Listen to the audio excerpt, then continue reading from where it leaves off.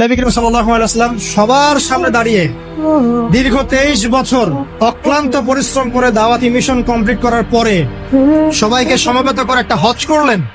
হজ করার পরে তিনি গুরুগম্ভীর কণ্ঠে বলছেন, হৃদয়ের সমস্ত আবেগ বের করে দিয়ে বলছেন, হে জনগণ, আইয়ুহান নাস, হে জনগণ, আমি জানি না আজকের পর তোমাদের সাথে আমি কখনো মিলিত হতে পারবো কিনা। একটু চিন্তা করেন, সাহাবীরা সামনে দাঁড়িয়ে আছেন, নবীজি দাঁড়িয়ে এই কথাটা বলছেন।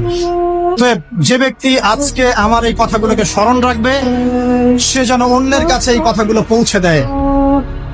হতে পারে যার কাছে পৌঁছে দেওয়া হচ্ছে সেই এই কথাগুলোকে বেশি সংরক্ষণ করতে পারে। আল্লাহ পাক তার প্রতি রহম করুন যে আমার এই কথাগুলোকে অন্যের কাছে পৌঁছে দেয়।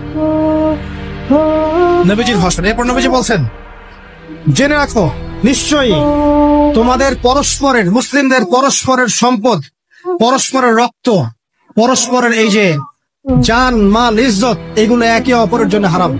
নবী করিম সাল্লাল্লাহু আলাইহি ওয়াসাল্লাম বলছিলেন, জেনে রাখো তিনটা বিষয়ে যেন তোমাদের অন্তর কখনো খেয়ানত না করে।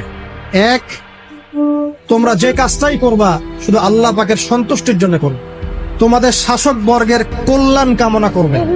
3 নাম্বার, মুসলিমদের জামাতকে আঁকড়ে ধরে রাখবে।